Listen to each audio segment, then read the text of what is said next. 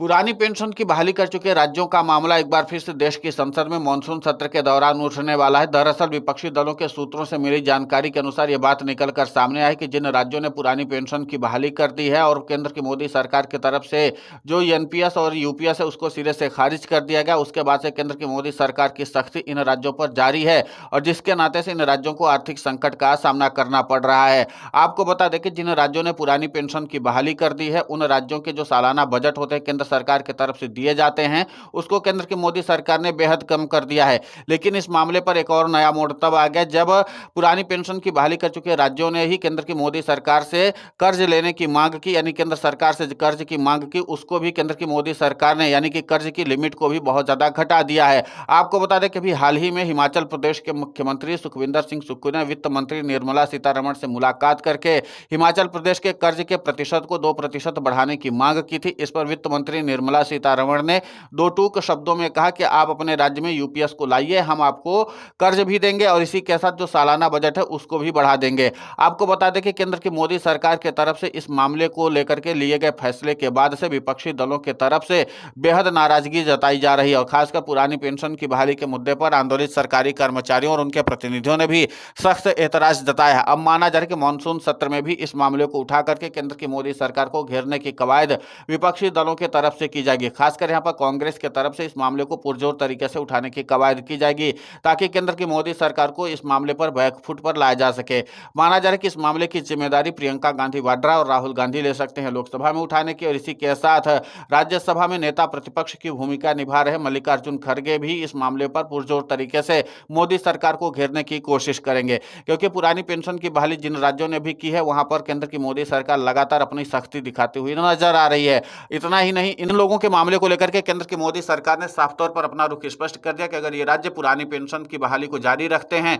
तो केंद्र की मोदी सरकार इनकी आर्थिक मदद करने वाली नहीं है और इनके जो कर्ज के दायरे हैं उसको तो घटाएगी ही घटाएगी। यानी ये सरकारें अब केंद्र सरकार से ज्यादा कर्ज भी नहीं ले पाएंगी और साथ ही जो इनको सालाना बजट मिलता है केंद्र सरकार की तरफ से उसको भी घटा दिया जाएगा। इसके अलावा जो पुरानी पेंशन की बहाली कर चुके राज्य हैं उनको जो और आर्थिक जरूरतें होंगी उस पर भी केंद्र की मोदी सरकार सहयोग करने के लिए तैयार नहीं होगी। तो जाहिर सी बात है कि इन राज्यों के लिए आर्थिक संकट की चुनौती बढ़ रही है और इसीलिए हिमाचल प्रदेश के मुख्यमंत्री सुखविंदर सिंह सुक्खू ने बाकायदा वित्त मंत्री निर्मला सीतारमण से मुलाकात करके इस मामले पर समाधान करने की कोशिश की थी। लेकिन वित्त मंत्री निर्मला सीतारमण ने साफ तौर पर कहा कि आप अपने राज्य में यूपीएस लाइए और एनपीएस को भी स्वीकार कर लीजिए, हम आपके कर्ज के दायरे को भी बढ़ा देंगे, हम आपको आर्थिक मदद भी करेंगे। तो जाहिर सी बात है कि इस व्यवहार को लेकर के अब संसद में भी मामला गरमाने वाला है। माना जा रहा है कि जुलाई के दूसरे हफ्ते में संसद के मानसून सत्र की शुरुआत हो सकती है और इस मामले पर गहमा गहमी के साथ चर्चा होने की रणनीति जो है विपक्षी दलों की तरफ से तैयार की जा रही है ताकि केंद्र की मोदी सरकार को घेरा जा सके और उसको बताया जा सके कि किस तरीके से केंद्र की सरकार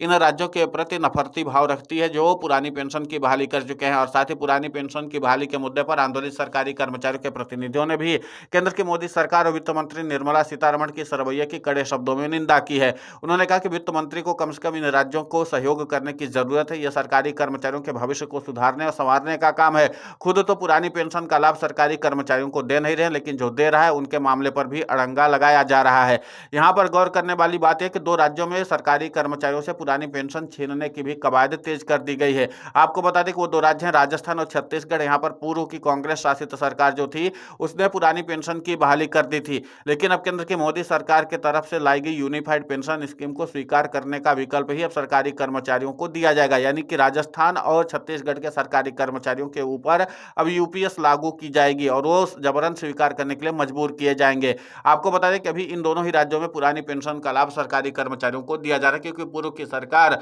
पुरानी पेंशन की बहाली कर दी थी और यहाँ पर पुरानी पेंशन का लाभ मिल रहा है सरकारी कर्मचारियों को। लेकिन अभी पुरानी पेंशन का लाभ इन सरकारी कर्मचारियों को ज्यादा समय तक नहीं मिल पाएगा क्योंकि अब केंद्र की मोदी सरकार की तरफ से लाई गई महत्वाकांक्षी पेंशन योजना यूनिफाइड पेंशन स्कीम को इन राज्यों में लागू करने की कवायद काफी तेजी से शुरू हो चुकी है। आपको बता दें कि इसी साल के जो बजट पेश किया गया था उसमें ही यूनिफाइड पेंशन स्कीम को लेकर के एक अलग से बजट अलॉट किया गया था ताकि सरकारी कर्मचारी जो रिटायर हो चुके हैं और जो रिटायर होने वाले हैं उन दोनों का जो पैसा है वो मैनेज किया जा सके और उसके लिए राज्य सरकार के पास अतिरिक्त बजट भी तैयार किया गया था। अब माना जा रहा है कि बहुत जल्द इस मामले पर आधिकारिक तौर पर ऐलान कर दिया जाएगा और इसके बाद इन राज्यों के सरकारी कर्मचारियों को यूपीएस स्वीकार करने के लिए कहा जाएगा।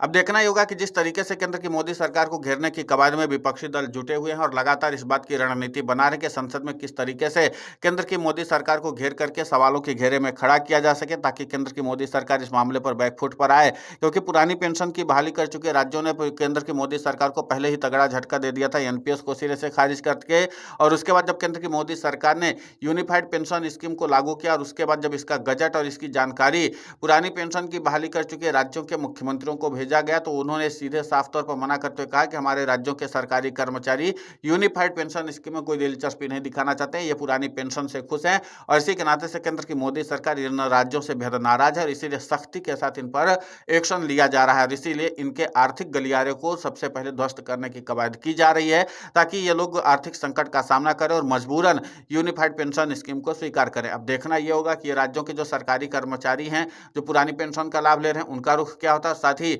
जो पुरानी पेंशन की बहाली कर चुके राज्यों के मुख्यमंत्री हैं, वो क्या इस पर अपनी रणनीति बदलते हैं या फिर पुरानी पेंशन पर काम रहते हैं। हालांकि हिमाचल प्रदेश के मुख्यमंत्री ने कहा कि चाहे कितना भी आर्थिक संकट का सामना करना पड़े, हम किसी भी हाल में यूपीएस और एनपीएस को स्वीकार नहीं करेंगे, पुरानी पेंशन दे रहे थे, देते ही रहेंगे। अब देखना ही होगा कि संसद में यह मामला जब उठता है तो उसके बाद केंद्र की मोदी सरकार इस मामले पर क्या स्टैंड लेती है। फिलहाल इस पूरे घटनाक्रम को लेकर के आपकी प्रतिक्रिया बहुत महत्वपूर्ण होती है, आप हमें कमेंट करके जरूर बताएं। साथ ही पुरानी पेंशन की बहाली के मुद्दे पर हम लगातार आंदोलित होकर के खबरें चला रहे हैं। आप हमारे समर्थन के लिए चैनल को सब्सक्राइब करें, खबर को ज्यादा से ज्यादा शेयर करें, ताकि पुरानी पेंशन की बहाली का मुद्दा और बुलंद हो।